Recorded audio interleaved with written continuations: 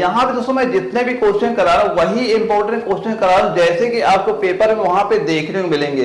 तो इसके पहले भी जो मैंने प्रैक्टिस सेट वहां पे अपलोड कर दिया वो भी क्वेश्चन देख लेना, क्योंकि यहाँ पे ये मान चलना कि हर प्रैक्टिस सेट से आपको कम से कम 2 क्वेश्चन आपको बिल्कुल वहां पे देखने को मिलेंगे। और यहां से आपको यह भी पता चलता रहे कि आपकी तैयारी कैसी चल रही है, कि आप कितना क्वेश्चन अटेंड कर पा रहे हैं, कितना नहीं कर पा रहे। और लास्ट में कमेंट बॉक्स में ये जरूर बताना कि आपने कितना क्वेश्चन सही किया है। और दोस्तों इस तरह की वीडियो अगर आपको जरा भी इंफॉर्मेटिव लगती है ना, वीडियो को लाइक करना ना भूलिएगा। तो वही स्टार्ट करते आज क्लास। ये सेट नंबर 13, इसके पहले वाले सारे सेट देख लेने। यहाँ मैं सेटों में सारे इंपॉर्टेंट वही क्वेश्चन कराता हूँ। ये मान चला हर सेट से आपके पेपर में कम से कम 2 क्वेश्चन मान चलना है कि आपके पेपर में बिल्कुल देखने को आपको मिल जाएगा।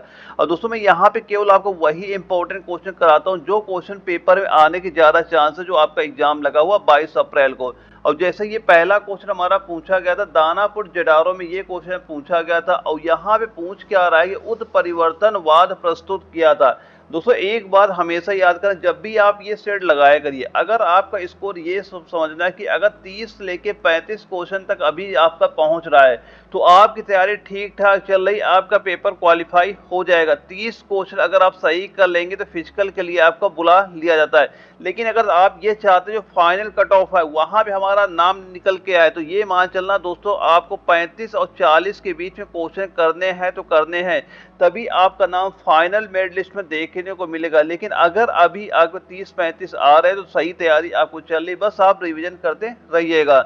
और जिसके 4 ऑप्शन यहाँ पे हमारे दिए जाए, दोस्तों बाद में काउंट करके देख लेना आपका स्कोर कितना जा रहा है। अगर 30-35 सही हो रहा, तैयारी बिल्कुल सही आपकी चल रही है। तो उत्परिवर्तनवाद प्रस्तुत कितना किसने किया था, इन 4 ऑप्शन में हमें बताना है। तो इसका राइट आंसर कितना हो जाएगा, राइट आंसर नोट करना है डी ब्रिज। तो यहाँ पे दिया जा रहा है, क्या दिया जा रहा है, डी ब्रिज, यानी ऑप्शन नंबर डी इसका बिल्कुल राइट आंसर आपका हो जाता है। और दोस्तों यहाँ पे एक और दिया जा मेंडल दिया जा रहा है, इनका पूरा नाम क्या होता है, पूरा नाम भी जाना कि ग्रेगर जॉन मेंडल होता है। इनका एक पॉइंट याद रखना जो कई बार आपके एग्जाम में क्वेश्चन पूछा जा रहा है, सीधा सीधा आपसे पूछेगा कि आनुवांशिकी का पिता किसे कहा जाता है। ये भी याद करना, क्वेश्चन कई बार आपके एग्जाम में बन चुका है, यानी आनुवांशिकी का पिता किसे कहा जाता है, किसे कहा जाता है, वो ग्रेगर जॉन मेंडल है, इनको कहा जाता है। ये भी पॉइंट बिल्कुल आप याद कर लीजिएगा। और इसके बाद जो हमारा अगला क्वेश्चन आता है 2 नंबर आता है, इसमें क्या पूछा जा रहा है, जो वृद्धि वलय किसकी क्रिया से बनते हैं, या जो वृद्धि वलय हैं ये किसकी क्रिया से बनते हैं। और ये क्वेश्चन आपका लखनऊ जडारो में आपका पूछा भी गया था। दोस्तों यकीन मान के चलना, मैं जितने भी क्वेश्चन करा रहा हूँ अगर आप सारे तैयार करते हैं, आप एग्जाम यहाँ बिल्कुल क्वेश्चन आपको देखने को मिल जाएगा। और जिसके 4 ऑप्शन यहाँ पे हमारे दिए जा रहे हैं, तो इसका भी राइट आंसर नोट कर लेना क्या हो जाएगा, जो यहाँ पे दिया जा रहा है कैम्बियन। क्या दिया जा रहा है, कैम्बियन। ऑप्शन ए इसका बिल्कुल राइट आंसर आपका हो जाता है। दोस्तों यहाँ पे 2-3 पॉइंट और याद करना, जो आप ये जाइलम दिया जा रहा है, जाइलम से भी क्वेश्चन आपसे बन सकते हैं। तो जाइलम होता क्या है, जाइलम के बारे में एक पॉइंट हमेशा याद करना कि जड़ द्वारा अवशोषित जल एवं खनिज लवण जाइलम द्वारा पौधों के अन्य भागों में आपका पहुंचता है। ये पॉइंट हमेशा इसका याद करना जाइलम का। और जो यहाँ पे फ्लोएम आपका दिया जा रहा है, फ्लोएम क्या होता है, प्रकाश संश्लेषण की क्रिया द्वारा बने कार्बोहाइड्रेट को पौधों के अन्य भागों में पहुंचाते, ये कौन सी क्रिया होती है, ये आपकी फ्लोएम क्रिया आपकी होती है। तो जाइलम के बारे में ये याद रखना और फ्लोएम के बारे में कुछ पॉइंट याद रखिएगा। और अगला जो क्वेश्चन आता है 3 नंबर आता है, इसमें क्या पूछा जा रहा है, जब एटीपी का परिवर्तन एडीपी में होता है तो उत्पन्न क्या होता है, ये यहाँ पे पूछा जा रहा है। तो जब एटीपी का परिवर्तन एडीपी में होता है तो क्या उत्पन्न होता है, ऊर्जा उत्पन्न होती, यानी ऑप्शन नंबर बी इसका बिल्कुल राइट आंसर हमारा हो जाता है। दोस्तों काउंट करते चलना आपका स्कोर कितना जा रहा है, अगर 30-35 क्वेश्चन हो रहा है तो बिल्कुल सही तैयारी आपकी चल रही है। और अगला क्वेश्चन आता है 4 नंबर आता है, इसमें पूछा गया है वायरस क्या होते हैं, यानी जो वायरस होते हैं क्या होते हैं। जयपुर जडावरा में ये क्वेश्चन आपका पूछा भी गया था, जहां पे इसके 4 ऑप्शन आपके दिए गए थे। तो वायरस क्या होते हैं, तो वायरस क्या होते हैं, राइट आंसर नोट करना, स्वतंत्र जीन होते हैं। क्या होते हैं, स्वतंत्र जीन होते हैं। ऑप्शन डी इसका बिल्कुल राइट आंसर आपका हो जाता है। दोस्तों आप ये बताइए कि एक कोष की जीव कौन कहलाते हैं, ये बताइए जो यहाँ पे ऑप्शन ए में दिया जा रहा है, एक कोष की जीव कौन कहलाते हैं? वैसे जंतु जिनका शरीर एक कोशिका का बना होता है उन्हें क्या बोलते हैं? उन्हें बोलते हैं एक कोशिकी बोलते हैं। जैसे आप एक एग्जाम्पल भी ले सकते हैं, जैसे आपका जो अमीबा होता है, अमीबा क्या होता है आपका एक कोशिकी आपका हो जाता है। और ये बताइए जो बहुकोशिकीय होते हैं, बहुकोशिकीय कौन से जीव आपके होते हैं? वैसे जीव जिनका शरीर अनेक कोशिकाओं का बना होता है वो क्या कहलाते हैं? वो आपके बहुकोशिकीय कहलाते हैं। एग्जाम्पल तौर पे आप देख सकते हैं, जैसे आपका मछली हो गया, मछली कैसी होती है? बहुकोशिकीय आपकी हो जाती है। और जो मनुष्य हो जाते हैं, मनुष्य कैसे होते हैं? बहुकोशिकीय आपके हो जाते हैं। ऐसे आपका मेढक हो गया, कुत्ता हो गया, ये सारे सारे किसमें आते हैं? ये सारे सारे आपके बहुकोशिकीय में आते हैं। ये भी पॉइंट इन दोनों का भी याद करना, यहाँ भी क्वेश्चन पूछा गया था। और दोस्तों ये जो मैं डेली क्लास करा रहा हूँ ना, इसका पीडीएफ आप आर्मी एग्जाम क्रैक जो टेलीग्राम लिंक है वहां से आप डाउनलोड कर सकते हैं। और दोस्तों एक बात और याद रखना, जो इसका पीडीएफ मैं एप्लीकेशन में भी आपका अपलोड कर देता हूँ। सिंपल सा आपको डाउनलोड करना, एनए वाला एप्लीकेशन डाउनलोड करना है, और वहां से मैं जितने क्लासेस कराता हूँ सभी की पीडीएफ आपको वहां पे मिल जाएंगी। और दोस्तों जो एप्लीकेशन मैंने 50 प्रैक्टिस सेट अपलोड कर रखे, वो प्रैक्टिस सेट जरूर देना। यहाँ मैंने 50 सेट तो अपलोड ही कर रखे, लेकिन आपको एक टारगेट बना लेना कि पेपर में जाने के पहले कम से कम आप 20 प्रैक्टिस सेट जरूर सॉल्व करके जाना। वहां से आपको ये आइडिया लगेगा कि हमें कैसे क्वेश्चन करने, वहां पे कैसे क्वेश्चन पेपर में आते हैं। क्योंकि यहाँ पे ये मान चलना कि 2500 मोस्ट इंपोर्टेंट आपके क्वेश्चन मैंने प्रोवाइड कराए हैं, जो आपके एग्जाम में कई बार आपके रिपीट होते हैं। और यहाँ से आपको फायदा ये भी मिलेगा कि आपको टाइम मैनेजमेंट का पता चलेगा कि हमें कौन से क्वेश्चन में कितना टाइम आपको देना है। और जो आपने नोट्स ले रखे ना बायोलॉजी के, फिजिक्स, केमिस्ट्री, जीके, मैथ, आप वो सारे तैयार करना। और जो मैं यहाँ इंपॉर्टेंट क्वेश्चन तैयार करा रहा हूँ, ये मान चलना है कि 45 से ज्यादा क्वेश्चन अभी आपके आ जाएंगे। अगर आपकी तैयारी अभी तक कुछ भी ना हुई ना, तो बस आपको मैं जो ये नोट्स प्रोवाइड करा रहा हूँ, ये अभी से तैयार करना स्टार्ट कर देना और ये प्रैक्टिस सेट देना स्टार्ट कर। मैं यकीन दिलाता हूँ जितने दिन आपके बचे हैं, अगर अभी इनमें आप तैयारी कर लेते हैं ना, तो 45 से ज्यादा बिल्कुल क्वेश्चन आप अटेंड कर लेते। बस आपको वही क्वेश्चन तैयार करने जो आपके पेपर में पूछे जाते। ये जरूर करिएगा, आप ये नोट्स जरूर तैयार करना और प्रैक्टिस सेट यहाँ पे देते रहना। आपको तैयारी मैनेज, जो टाइम मैनेजमेंट है करना, आप सीख जाएंगे। अगला क्वेश्चन आता है 5 नंबर आता है। इसमें क्या पूछा जा रहा है? किस रूप में प्रोटीन्स का शरीर में संचरण होता है? किस रूप में प्रोटीन्स का संचरण होता है? और दोस्तों एक बात और याद करना, जो आपकी ये प्रैक्टिस सेट है ना, एप्लीकेशन का लिंक मैंने यहाँ कमेंट बॉक्स में दे रखा है। कमेंट बॉक्स जैसे ही आप नीचे आएंगे ना, वहां पे इसका आप पीडीएफ, वहां एप्लीकेशन जो है वो लिंक दिया हुआ, वहां से डाउनलोड कर सकते हैं और प्रैक्टिस सेट देना स्टार्ट कर दीजिएगा। और किस रूप में प्रोटीन्स का शरीर में संचरण होता है? और ये 4 ऑप्शन हमारे यहाँ पे दिए जा रहे हैं। तो इसका राइट आंसर क्या हो जाएगा? राइट आंसर नोट करना, जो ऑप्शन नंबर डी हमारा दिया गया अमीनो अम्ल, क्या हो जाएगा? अमीनो अम्ल हमारा बिल्कुल राइट आंसर आपका हो जाता है। कि अमीनो अम्ल के रूप में क्या होता है? प्रोटीन का शरीर में आपका संचरण होता है। और ये इसका राइट आंसर नोट करना, ऑप्शन डी हमारा बिल्कुल राइट आंसर आपका हो जाता है। और 6 नंबर में क्या पूछा गया है? कीट का उत्सर्जी पदार्थ क्या होता है? इन 4 ऑप्शन में बताना, जो कीट होते हैं, कीट का उत्सर्जी पदार्थ क्या होता है? जयपुर जड़ावरों में क्वेश्चन आपका पूछा भी गया था। तो कीट का उत्सर्जी पदार्थ क्या होता है? वह होता है यूरिक एसिड। क्या होता है? यूरिक एसिड होता है। यानी ऑप्शन नंबर सी हमारा बिल्कुल राइट आंसर आपका हो जाता है। और दोस्तों कुछ पॉइंट और याद करना, जितने भी आपके सरीसृप होते हैं, क्या होते हैं? जितने भी आपके सरीसृप होते हैं सभी क्या होता है? यूरिक एसिड ही उनका आपका होता है। और इसके साथ साथ जो स्तनधारी होते हैं, और कौन होते हैं? जो आपके स्तनधारी होते हैं, इनका भी क्या होता है? यूरिक एसिड भी उत्सर्जी पदार्थ, इनका भी यूरिक एसिड भी आपका होता है। स्तनधारियों का भी होता है और सरीसृप का भी आपका होता है। और दोस्तों एक पॉइंट और याद करना कि ये भी कई बार क्वेश्चन आपका पूछा जा रहा है कि यानी यह याद रखना कि वैसे जो उत्सर्जी पदार्थ के रूप मुख्यतः अमोनिया का स्राव करते हैं। किसका करते हैं? जो यहाँ पे अमोनिया दिया जा रहा है, अमोनिया का स्राव करते हैं, वो क्या कहलाते हैं? वो कहलाते हैं एमोनोटिलिक। क्या कहलाते हैं? ये भी नोट कर लेना, क्या कहलाते हैं? वो एमोनोटिलिक कहलाते हैं। ये भी पॉइंट याद रखना, ये भी क्वेश्चन आपका पूछा गया है। अगर क्वेश्चन पूछता है कि वैसे जो उत्सर्जी पदार्थ के मुख्यतः अमोनिया का उत्सर्जन करते हैं, क्या कहलाते हैं? वो क्या कहलाएंगे? वो आपका एमोनोटिलिक कहलाएंगे। ये भी पॉइंट इसका याद रखिएगा। और अगला क्वेश्चन आता है 7 नंबर आता है, इसमें पूछा गया है कि एक मनुष्य स्मृति खो बैठा है, इस मनुष्य के मस्तिष्क का कौन सा भाग प्रभावित आपका हुआ है?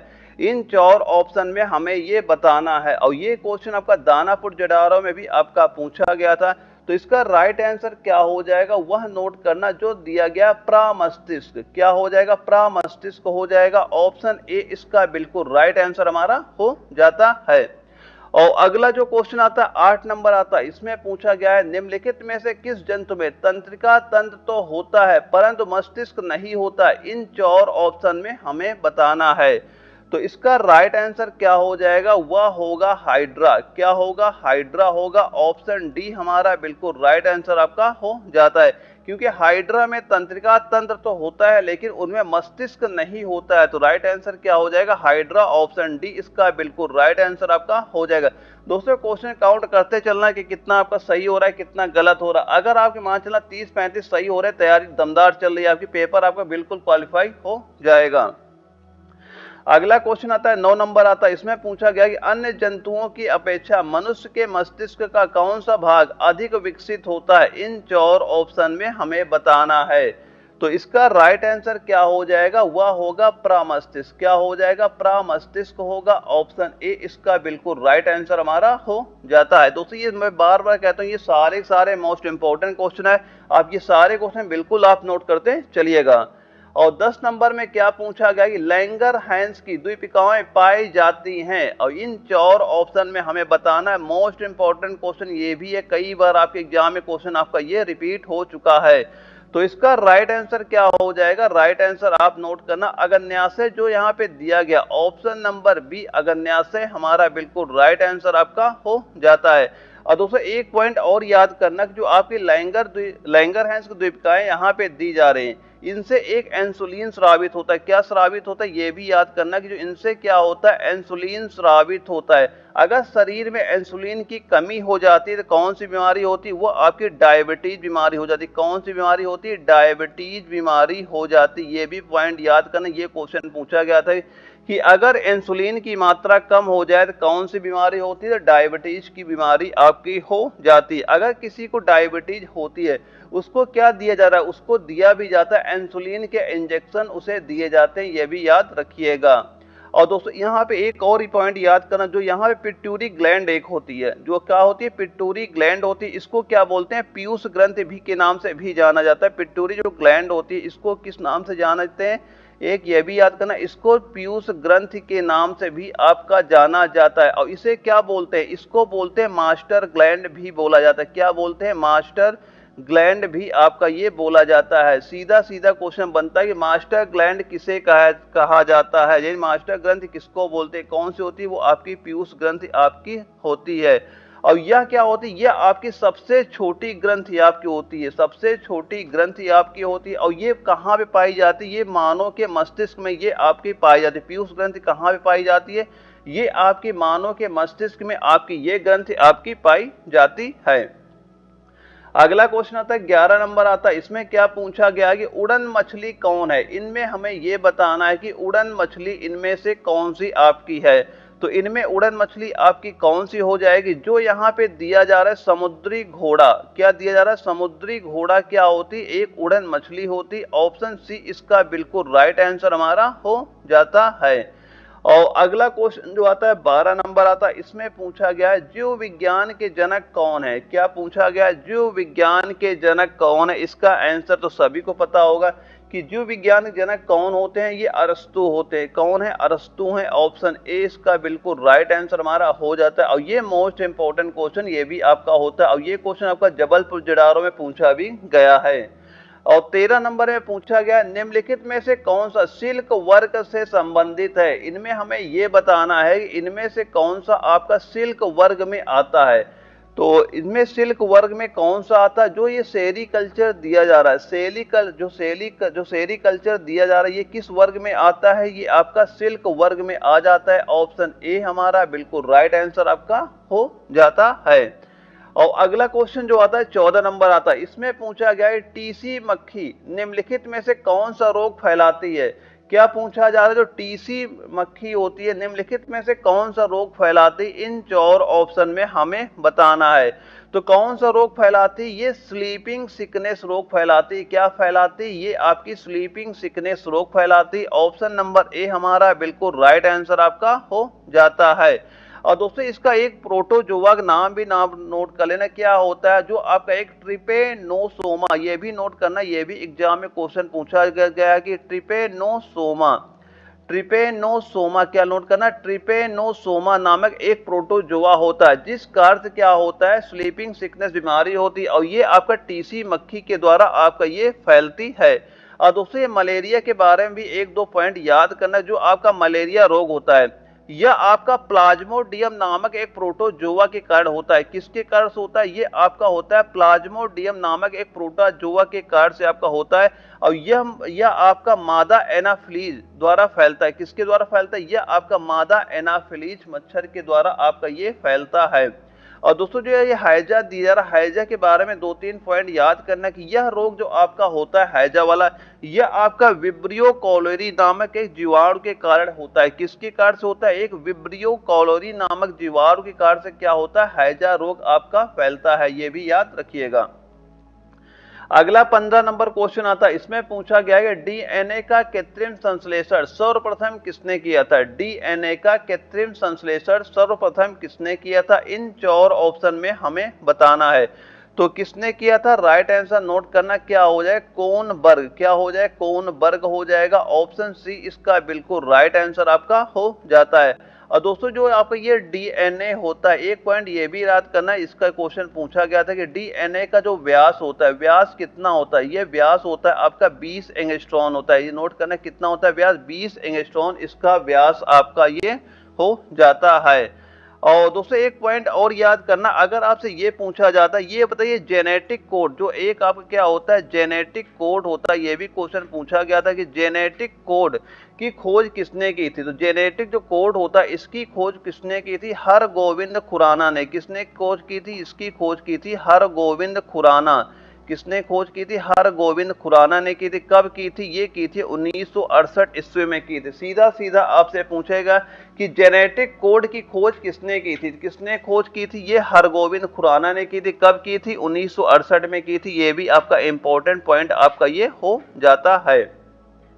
और दोस्तों यहां से इसके बाद हमारा केमिस्ट्री स्टार्ट हो जाता है। आपके पेपर में क्या होगा, 15 क्वेश्चन आपके केमिस्ट्री की आती है, 60 नंबर की आपके केमिस्ट्री भी आपके पेपर में पूछी जाती है। और जहां पे हमारा पहला क्वेश्चन आता है 16 नंबर, इसमें पूछा गया है प्रोटॉन का द्रव्यमान कितना होता है। तो प्रोटॉन जो होता है उसका द्रव्यमान कितना होता है, नोट करना, क्या होता है 1.672 इंटू 10 की पावर 27 किलोग्राम आपका होता है। यानी ऑप्शन नंबर जो ए दिया जा रहा है ये बिल्कुल राइट आंसर हमारा हो जाता है। और अगला क्वेश्चन आता है हमारा 17 नंबर आता है, इसमें पूछा जा रहा है मिल्क ऑफ मैग्नीशिया एक निलंबन है। पूछा जा रहा है मिल्क ऑफ मैग्नीशिया एक निलंबन है। इन 4 ऑप्शन में हमें बताना है, राइट आंसर आपका क्या हो जाएगा। तो इसका राइट आंसर नोट करना, क्या होगा, वह होगा मैग्नीशियम हाइड्रोक्साइड का। क्या हो जाएगा, मैग्नीशियम हाइड्रोक्साइड का हो जाएगा। ऑप्शन बी इसका बिल्कुल राइट आंसर हमारा हो जाता है। और अगला क्वेश्चन आता है 18 नंबर आता है, इसमें पूछा गया है प्लास्टर ऑफ पेरिस का रासायनिक नाम क्या है। क्या पूछा जा रहा, प्लास्टर ऑफ पेरिस का रासायनिक नाम आपका क्या होता है। तो राइट आंसर क्या हो जाएगा, कैल्शियम सल्फेट हेमीहाइड्रेट। क्या हो जाएगा, कैल्शियम सल्फेट हेमीहाइड्रेट आपका बिल्कुल right answer option number C हमारा हो जाता है। अब इसका रासायनिक सूत्र क्या होता है ये भी नोट करना, क्या होता है CaSO4 का होल ट्वाइस और क्या हो जाएगा H2O। ये क्या होता है, प्लास्टर ऑफ पेरिस आपका ये हो जाता है। इसका रासायनिक नाम क्या होता है, कैल्शियम सल्फेट हेमीहाइड्रेट आपका ये हो जाता है। और 19 नंबर में क्या पूछा गया दोस्तों, अब ये काउंट जरूर करना है कि आपका स्कोर कितना जा रहा है। अगर आप 30-35 क्वेश्चन पहुंच रहे हैं, आपकी तैयारी बिल्कुल सही चल रही है। दोस्तों यकीन मान चलना, मैं जो आपको बता रहा हूं, अगर आप तैयार कर लेते ना 45 प्लस क्वेश्चन आपके कहीं नहीं गए। बस मैंने आपको जो नोट्स प्रोवाइड कराए, अगर आज से भी आप स्टार्ट करेंगे तब भी इतना 45 प्लस क्वेश्चन अटेंड कर सकते हैं वहां पे। और जो मैंने एप्लीकेशन प्रैक्टिस सेट अपलोड कर रखे वहां से प्रैक्टिस सेट जरूर करना, जहां से आपको ये पता चला मैं टाइम कैसे मैनेज करना है, वहां पे जरूर वहां मैंने 50 सेट अपलोड कर रखे, जरूर एक प्रैक्टिस सेट डेली देना शुरू कर देना। यकीन मान चल रहा है कि 45 से ज्यादा क्वेश्चन आप यहाँ बिल्कुल देखें। एग्जाम के बाद मैं खुद बताऊंगा कि ये 45 से ज्यादा क्वेश्चन आप कहां से पूछे गए। बस मैं जो बता रहा हूं आप तैयार करना, जो क्वेश्चन इंपॉर्टेंट करा रहा हूं ये नोट करते चलना, और इसके साथ जो नोट्स आपको दे रखे हैं नोट्स तैयार करना और प्रैक्टिस सेट जरूर देना। बस आप 22 अप्रैल जब भी पेपर देने जाएंगे ना, इतना टारगेट इतना नंबर तो कहीं नहीं गए, इतने क्वेश्चन बड़े आसानी से वहां पे अटेंड कर सकते हैं। और 19 नंबर में पूछा गया कि एक परमाणु के 3 आधारभूत अवयव कौन कौन से होते हैं, इन 4 ऑप्शन में हमें बताना है। तो इसका राइट आंसर कितना हो जाएगा, जो ऑप्शन नंबर बी हमारा दिया जा रहा है, यानी प्रोटॉन, न्यूट्रॉन तथा इलेक्ट्रॉन। ऑप्शन नंबर बी हमारा बिल्कुल राइट आंसर आपका हो जाए, क्या हो जाएगा, ऑप्शन बी। यानी कि एक परमाणु के 3 आधारभूत अवयव कौन से होते हैं, वो होते हैं प्रोटॉन, न्यूट्रॉन तथा इलेक्ट्रॉन आपके हो जाते हैं। ऑप्शन बी हमारा बिल्कुल राइट आंसर आपका हो जाता है। अगला क्वेश्चन आता है 20 नंबर आता है, इसमें क्या पूछा गया कि आधुनिक परमाणु सिद्धांत का प्रणेता कौन माना जाता है, इन 4 ऑप्शन में हमें बताना है। तो कौन माना जाता है, राइट आंसर नोट करना, जो यहाँ पे दिया गया जॉन डाल्टन। क्या हो जाएगा, जॉन डाल्टन जो दिया जा रहा है, ऑप्शन नंबर बी हमारा बिल्कुल राइट आंसर आपका हो जाता है। अगला क्वेश्चन आता है 21 नंबर आता है, इसमें पूछा गया है प्राकृतिक रेडियो एक्टिविटी की खोज किसके द्वारा की गई थी, इन 4 ऑप्शन में हमें बताना है। तो प्राकृतिक रेडियो एक्टिविटी की खोज किसके द्वारा की गई थी, राइट आंसर क्या हो जाएगा, वह होगा आपका हेनरी बैकेरल। क्या दिया गया, जो हेनरी बैकेरल दिया गया, ऑप्शन डी इसका बिल्कुल राइट आंसर आपका हो जाता है। और दोस्तों कुछ पॉइंट और नोट करना, अगर आपसे ये पूछा जाता ये बताइए कि क्या होता है विटामिन की खोज किसने की थी, अगर आपसे ये सीधा सीधा पूछता कि ये बताओ जो विटामिन होती है, तो विटामिन की खोज किसने की थी, तो विटामिन की खोज किसने की थी, एनरिको फर्मी ने। किसने खोज की थी, एनरिको फर्मी ने किसकी खोज की थी, विटामिन की खोज आपकी की थी। अगर आपसे ये पूछा जाता है ये बताइए कि जो आपका नाभिक होता है, अगर ये पूछा जाता है कि जो नाभिक होता है ये बताइए नाभिक की खोज किसने की थी, तो नाभिक की खोज किसने की थी, रदरफोर्ड ने की थी। ये भी याद करना, ये एग्जाम में कई बार क्वेश्चन पूछे, सीधा सीधा पूछेगा कि नाभिक की खोज किसने की थी, किसने की है, रदरफोर्ड ने इसकी खोज की थी।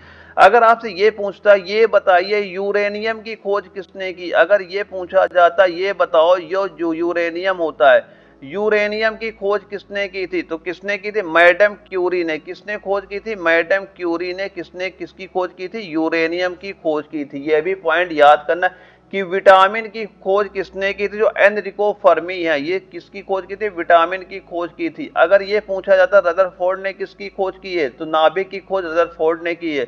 अगर ये पूछा जाता यूरेनियम की खोज किसने की है, तो मैरी क्यूरी जो एक थी मैडम मैरी क्यूरी थी, इन्होंने किसकी खोज की थी, यूरेनियम की खोज की थी। ये भी सारे पॉइंट इसके देख लीजिएगा, ये सारे इंपॉर्टेंट पॉइंट यहाँ से क्वेश्चन कई बार आपके पेपर में पूछे जा चुके हैं।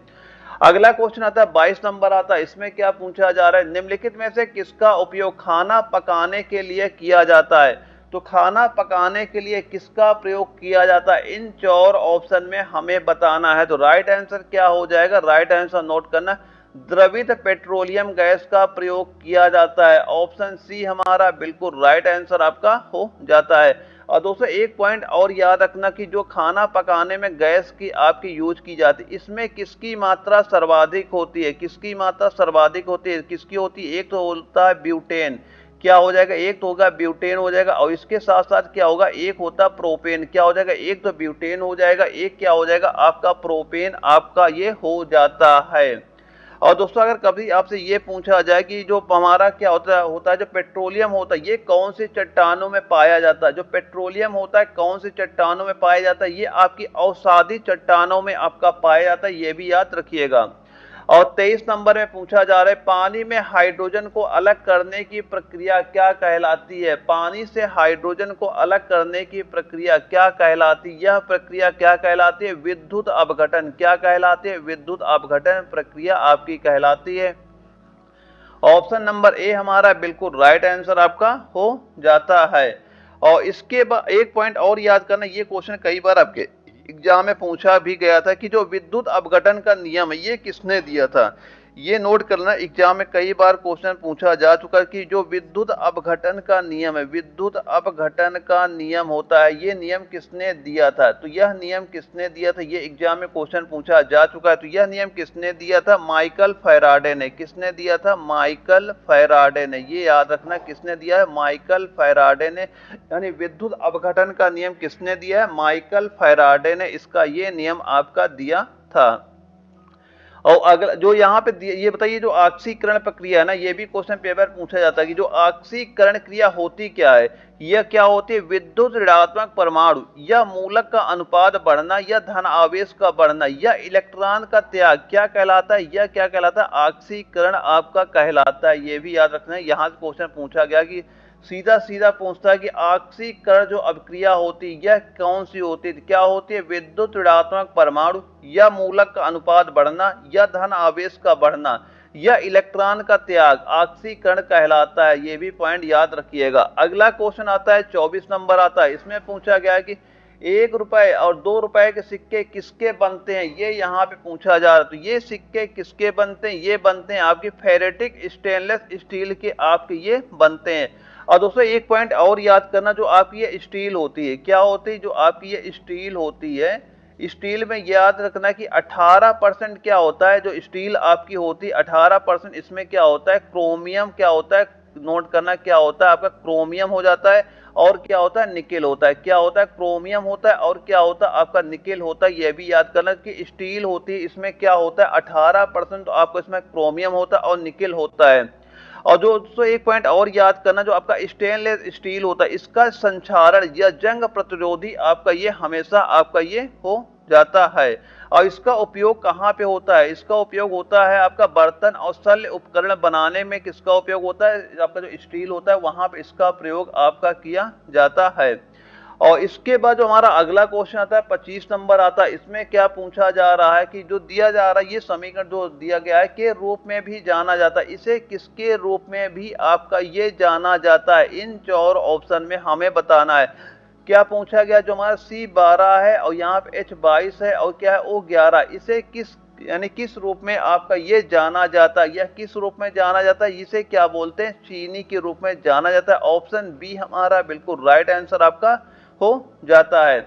और दोस्तों कुछ पॉइंट और आप याद करना चाहें, याद कर सकते हैं कि जो आपका यह नोट कर, ये जीके क्वेश्चन कई बार पूछा जाता है। जो चीनी होती है सर्वाधिक कहाँ पे ये उत्पादन होता है? चीनी का उत्पादन सर्वाधिक किस राज्य में होता है? किस राज्य में होता है? ये आपका यूपी में सर्वाधिक चीनी का आपका उत्पादन आपका होता है। और इसके बाद एक पॉइंट और याद करना कि जो आपका सिरका होता है, सिरका का उपयोग कहाँ पे होता है? ये आपका रासायनिक उद्योग में काफी इसका प्रयोग किया जो सिरका होता है। अगर आपसे ये क्वेश्चन बनता है कि सिरका का उपयोग सर्वाधिक कहाँ पे होता है, ये भी क्वेश्चन आपका लखनऊ जेडावर में एक बार पूछा गया था। सीधा सीधा पूछा गया कि सिरका का उपयोग सर्वाधिक कौन से उद्योग में होता है? कौन से उद्योग में होता है? ये आपका रासायनिक उद्योग में सर्वाधिक आपका वहां पे होता है। और अगला क्वेश्चन आता है 26 नंबर आता है। इसमें पूछा जा रहा है दमित्री मेंडलीफ ने क्या तैयार किया था? पूछा गया है दमित्री मेंडलीफ ने क्या तैयार किया था? इन 4 ऑप्शन में हमें बताना है। तो क्या तैयार किया था? इन्होंने तैयार किया था रासायनिक तत्वों का आवर्त सारणी। क्या तैयार किया था? रासायनिक तत्वों का आवर्त सारणी तैयार किया था। ऑप्शन बी हमारा बिल्कुल राइट आंसर आपका हो जाता है। और इसके बाद जो अगला क्वेश्चन हमारा आता है 27 नंबर आता है। इसमें पूछा गया है कि गैल्वेनीकरण एक प्रक्रिया है जिसमें लोहे की वस्तुओं पर से बचाने के लिए जिंक की एक परत चढ़ाई जाती है। ये यहाँ पे पूछा जा रहा है। यानी गैल्वेनीकरण एक प्रक्रिया है जिसमें लोहे पे वस्तुओं पर से बचाने की एक जिंक की परत चढ़ाई जाती है। तो राइट आंसर क्या हो जाएगा? क्या क्यों बचाई जाती है? कि उसमें जंग ना लगे। क्या होता है? जंग ना लगने की वजह से क्या लगते हैं इसमें? आपका गैल्वेनीकरण आपका किया जाता है। ऑप्शन नंबर बी हमारा बिल्कुल राइट आंसर आपका हो जाता है। और दोस्तों जो आपका ये लोहे पर जंग लगता है ना, तो कौन सा पदार्थ बनता है ये भी याद करना। ये भी एग्जाम में क्वेश्चन पूछा गया कि जो लोहा होता है, लोहे में जब आपका जंग लगता है तो कौन सा पदार्थ वहां पे बनता है? कौन सा पदार्थ बनता है? आपका फेरिसफोरिक ऑक्साइड। क्या बनता है? फेरिसोफेरिक ऑक्साइड। क्या बनता है? फेरिसोफेरिक ऑक्साइड बनता है। और जिसका रासायनिक सूत्र नोट करना क्या होता है? Fe2O3 और क्या होता है? H2O।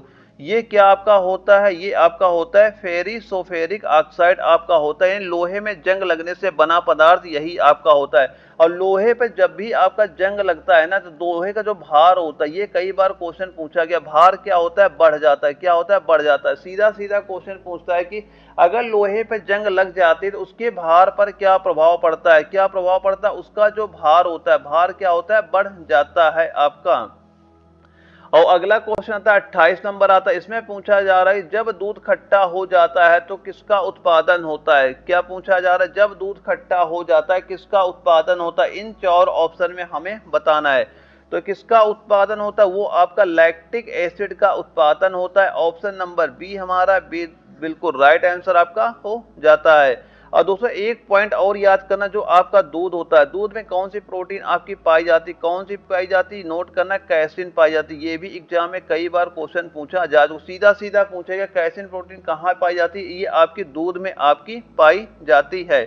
और दोस्तों एक पॉइंट और याद करना कि जो आपका नींबू होता है, नींबू में कौन सा अम्ल पाया जाता है, ये भी याद करना, ये भी क्वेश्चन पूछा गया है। जो नींबू होता है, नींबू में कौन सा अम्ल आपका पाया जाता है, कौन सा अम्ल होता है, इसमें एक सिट्रिक अम्ल होता है। कौन सा अम्ल होता है, ये भी नोट करना, कौन सा अम्ल होता है, सिट्रिक अम्ल आपका पाया जाता है।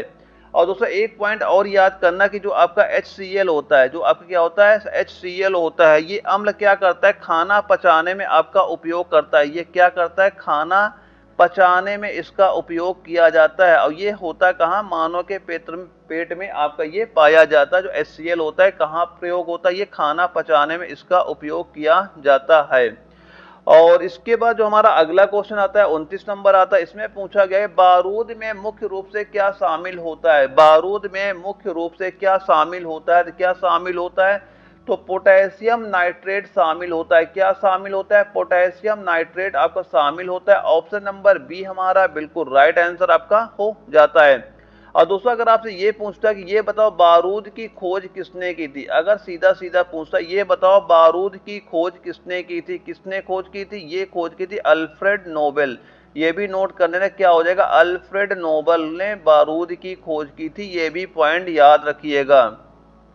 और दोस्तों एक पॉइंट और याद करना, ये भी क्वेश्चन पूछा गया, जो आपका ये जिंक सल्फाइड होता है, ये जिंक सल्फाइड का प्रयोग कहाँ पे किया जाता है। जो चूहा आपने देखा होगा, चूहा मारने की दवा होती है, क्या होती है, जो आपकी चूहा मारने की दवा होती है, उसमें किसका प्रयोग होता है, वहां पे आपका जिंक सल्फाइड का आपका प्रयोग किया जाता है।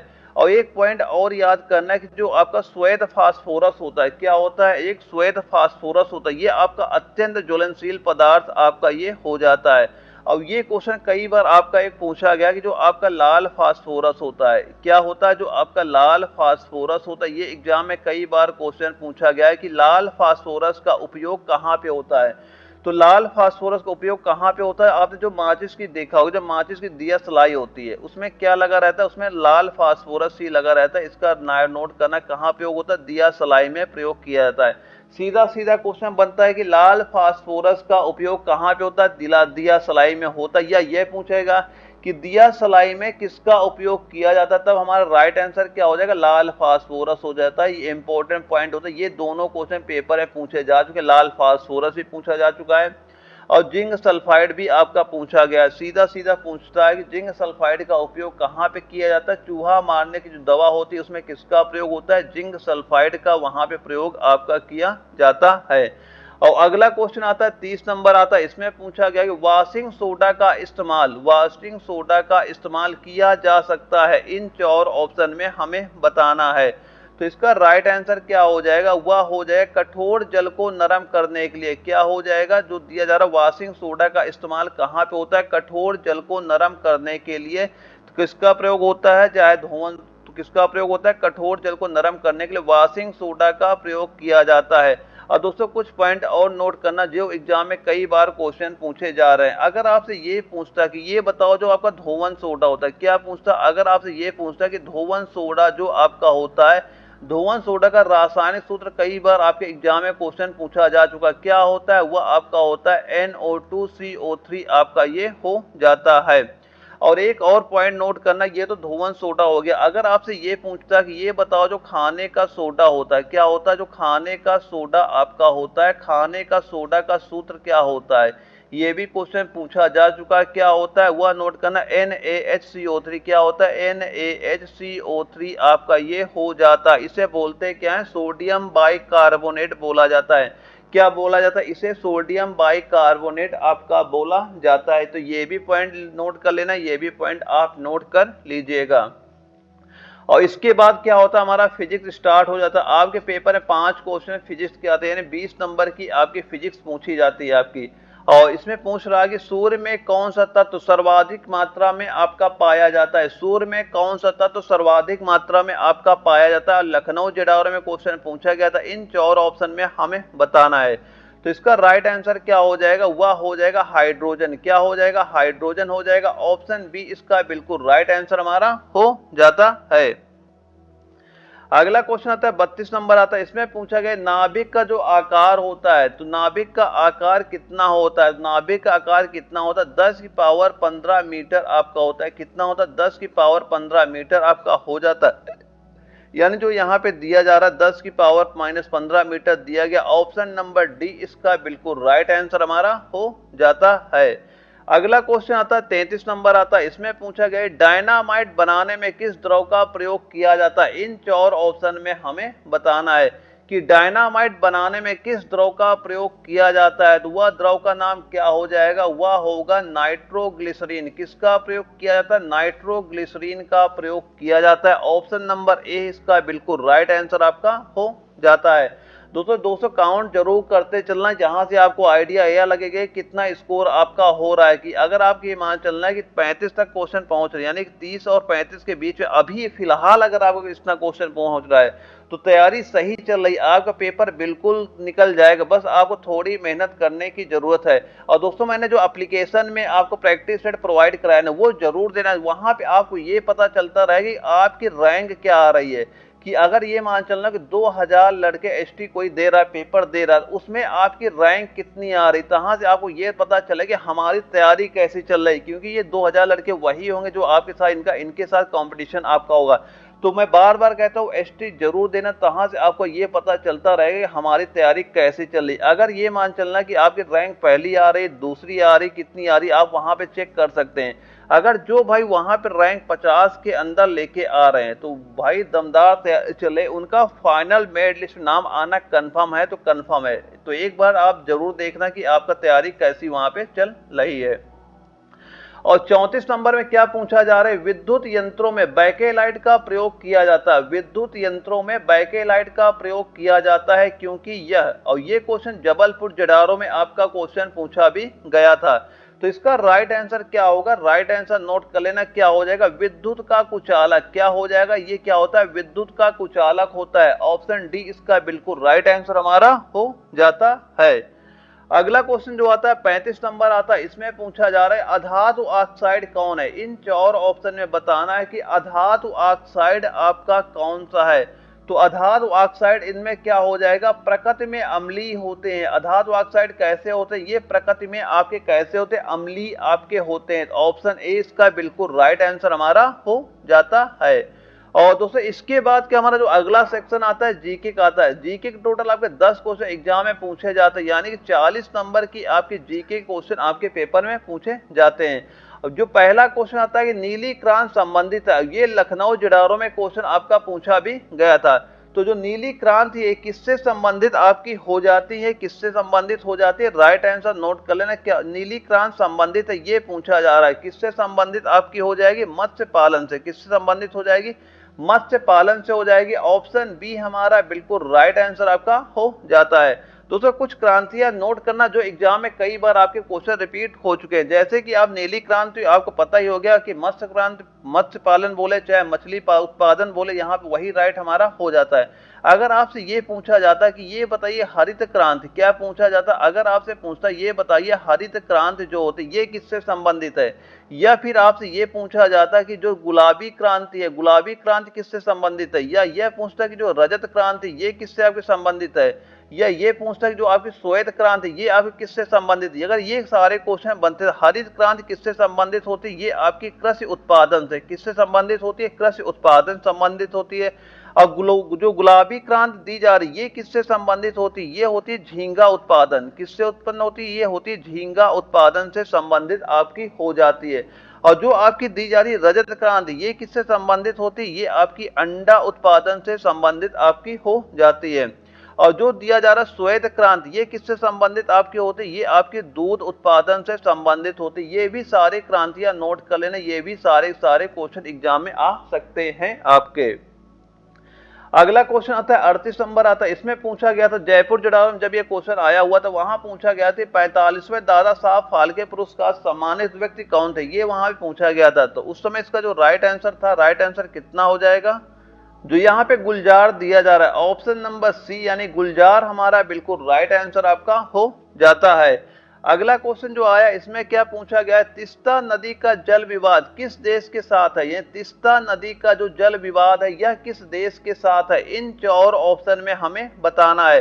तो तीस्ता नदी का जल विवाद किस देश के साथ हो जाएगा? और ये क्वेश्चन का दानापुर जड़ारो में आपका पूछा भी गया था। तो इसका राइट आंसर नोट करना किस देश के साथ है? ये आपका बांग्लादेश के साथ है। राइट आंसर क्या हो जाएगा? ऑप्शन नंबर जो बी हमारा दिया जा रहा बांग्लादेश हमारा बिल्कुल राइट आंसर आपका हो जाता है। और अगला क्वेश्चन आता है इसमें पूछा गया कि गार्डन ऑफ इंग्लैंड यहाँ है, गार्डन ऑफ इंग्लैंड यहाँ पे है। इन 4 ऑप्शन में हमें बताना है। तो गार्डन ऑफ इंग्लैंड कहाँ पे हो जाएगा? ये राइट आंसर नोट करना क्या हो जाए? कैंट हो जाएगा। क्या हो जाए? कैंट हो जाएगा। ऑप्शन नंबर डी इसका बिल्कुल राइट आंसर आपका हो जाता है। ये जबलपुर जड़ारो में क्वेश्चन पूछा भी गया था। और 40 नंबर में क्या पूछा जा रहा है कि द गोल्डन गेट के लेखक कौन है? पूछा जा रहा है द गोल्डन गेट के लेखक कौन है? तो इसके लेखक कौन हो जाएंगे? वो हो जाएंगे विक्रम सेठ। कौन हो जाएंगे? विक्रम सेठ हो जाएंगे। तो ऑप्शन नंबर सी इसका बिल्कुल राइट आंसर हमारा हो जाता है। और 41 नंबर में क्या पूछा गया कि उपाधियों का अंत संविधान में प्रतिष्ठापित है के अंतर्गत आता है? इन 4 ऑप्शन में हमें बताना है। तो इसका राइट आंसर क्या हो जाएगा? वह हो जाएगा समानता का अधिकार। किसमें आ जाता है? समानता का अधिकार में आ जाता है। ऑप्शन नंबर बी हमारा बिल्कुल राइट आंसर आपका हो जाता है। अगर यहाँ पे अनुच्छेद की बात कर लेता तो अनुच्छेद किसमें आता है? ये आपका 14 से 18 के अंतर्गत आपका ये आ जाता है। तो ये भी याद रखिएगा। 14 से 18 में जो आपका 18वां अनुच्छेद होता है इसी में समानता का अधिकार जो दिया गया है इसी में उपाधियों के अंत के बारे में आपका बताया गया है। और 42 नंबर में पूछा गया है संसद सदस्य का शपथ कौन दिलाता है? संसद सदस्य को शपथ कौन दिलाता है? ये यहाँ पे पूछा जा रहा है। तो कौन दिलाता है? वो दिलाते हैं राष्ट्रपति। कौन दिलाता है? राष्ट्रपति दिलाता है। ऑप्शन ए हमारा बिल्कुल राइट आंसर आपका हो जाता है। अगर यहाँ पे अनुच्छेद की बात भी कर लेता है, अनुच्छेद नंबर कौन सा होता है? वो आपका 99 आपका यहाँ पे हो जाता है। और 43 नंबर में क्या पूछा गया? भूदान आंदोलन किसने प्रारंभ किया था? क्या पूछा गया? भूदान आंदोलन किसने प्रारंभ किया था? किसने प्रारंभ किया था? विनोबा भावे ने प्रारंभ किया था। ऑप्शन नंबर सी हमारा बिल्कुल राइट आंसर आपका हो जाता है। अगर सन की पूछा किस सन में किया गया तो सन क्या हो जाता है? हमारा हो जाता है 1951 से लेके 1957 हमारा बिल्कुल राइट आंसर आपका वहां पे हो जाता है। तो भूदान आंदोलन किसने प्रारंभ किया था? विनोबा भावे ने प्रारंभ किया था। कब तक किया था? 1951 से लेके 1957 तक चलाया था। ऑप्शन क्या हो जाएगा? सी हमारा बिल्कुल राइट आंसर हमारा हो जाता है। और 44 नंबर में क्या पूछा गया? चौरी चौरा घटना इस दिन घटी थी। इसमें हमसे पूछा जा रहा है जो चौरी चौरा घटना है किस दिन आपकी घटी थी? ये कब घटी थी? ये घटी थी आपकी 5 फरवरी 1922 को आपको ये घटी थी।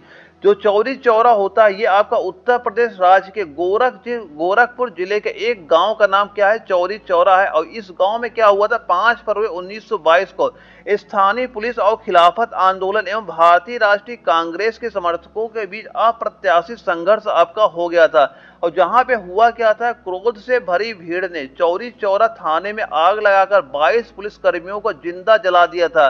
और इसी घटना के कारण से महात्मा गांधी ने सविनय अवज्ञा आंदोलन को स्थगित भी आपका कर दिया गया था। तो यह घटना कब घटी थी? आपकी 5 फरवरी 1922 को आपको यह घटना आपकी घटी थी। ऑप्शन नंबर 20 का बिल्कुल राइट आंसर हमारा हो जाता है।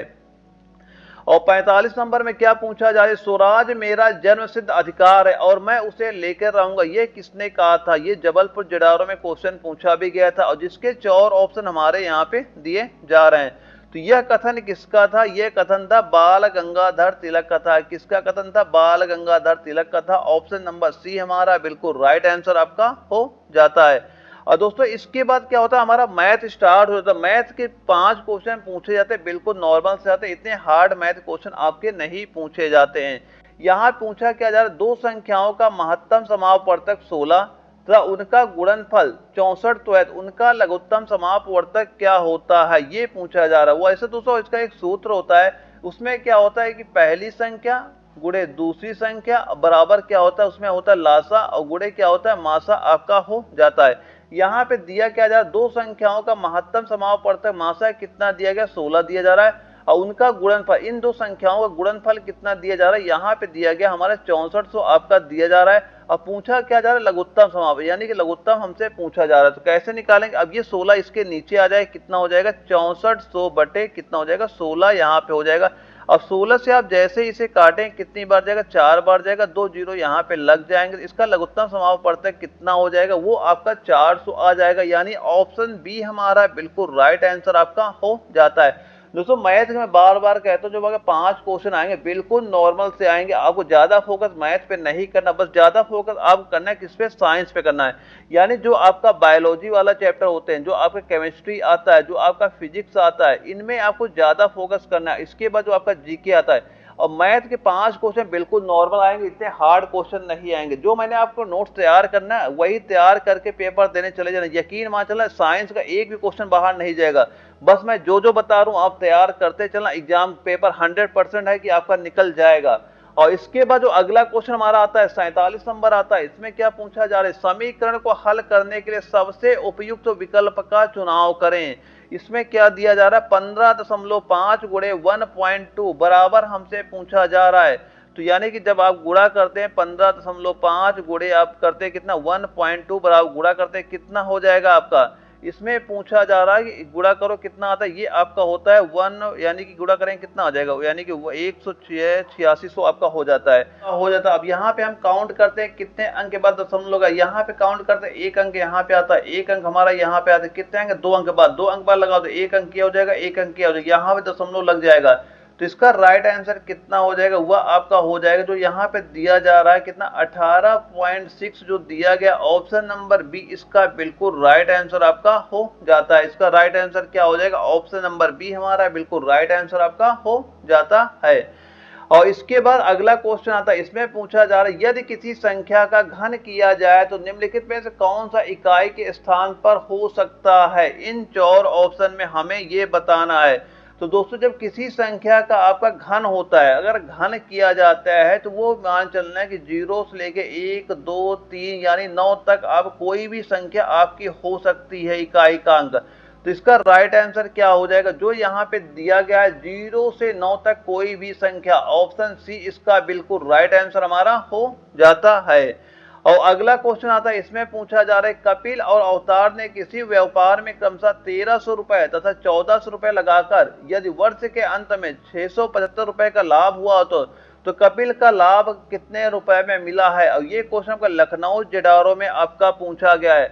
और दोस्तों यहाँ पे अगर वर्ष की बात कर रहे थे, एक वर्ष ये भी लगाएगा, एक वर्ष ये भी आपका लगाया गया है वहां पे धन, यानी कि ये मान चलना कि एक तो हो गए कौन हो गए, कपिल हो गए, और एक कौन हो गए, अवतार हो गए।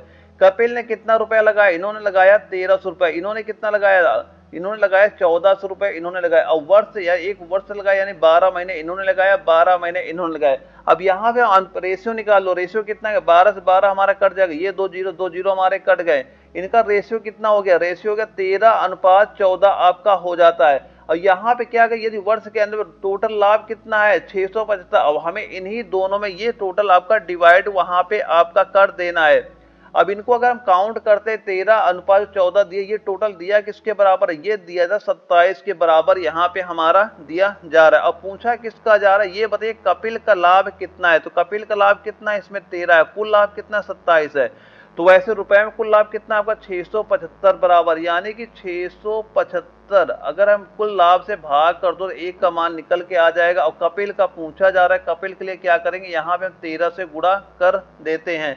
अब जैसे आप इसको काट के गुणा करते हैं कितना निकल के आ जाएगा, वह निकल के आ जाएगा 325 रुपए हमारा निकल के आ जाएगा। तो कपिल को कितने रुपए का लाभ हुआ साल भर में, तो 325 रुपए का लाभ हुआ। ऑप्शन नंबर जो बी दिया गया ये बिल्कुल राइट आंसर हमारा हो जाता है।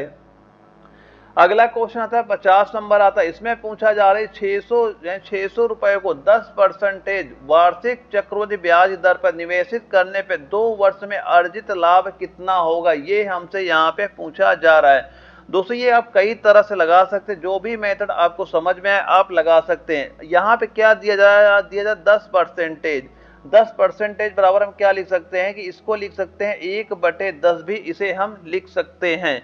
तो क्या करें 10% वार्षिक चक्रवृद्धि ब्याज की दर से निवेशित करने पे 2 वर्ष में अर्जित ब्याज कितना होगा। यहाँ पे देखो 10 हो गया हमारा क्या मूलधन होगा, अब 1 में ब्याज मिला 10 से कितना हो जाएगा 11 हो जाएगा। और 2 वर्ष की बात की जा रही फिर 10 से कितना हो जाएगा हमारा 11 हो जाएगा। अब यहाँ पे गुणा कर लो, 10 गुणे 10 करते कितना हो गया 100 हो गया, 11 गुणे 11 किया कितना हो गया 121 हमारा ये आपका हो जाता है। अब यहाँ पे देखो 100 रुपए थे और ब्याज कितना हो गया हमारा 121 हो गया वहां पे, तो ब्याज कितना मिल रहा है, ब्याज हमें मिल रहा है 21 रुपए मिल रहा है। लेकिन यहाँ पे हमारा मूलधन 100 रुपए नहीं दिया जा रहा, मूलधन दिया कितना जा रहा है 600 रुपए, यानी 100 बराबर किसके बराबर दिया गया, ये दिया गया 600 के बराबर। कितने गुना है ये हमारा है 6 गुना। तो ये जो 21 रुपए हमारा ब्याज मिल रहा ना ये भी हमारा कितने गुना हो जाएगा 6 गुना आपका ये भी आपका हो जाएगा।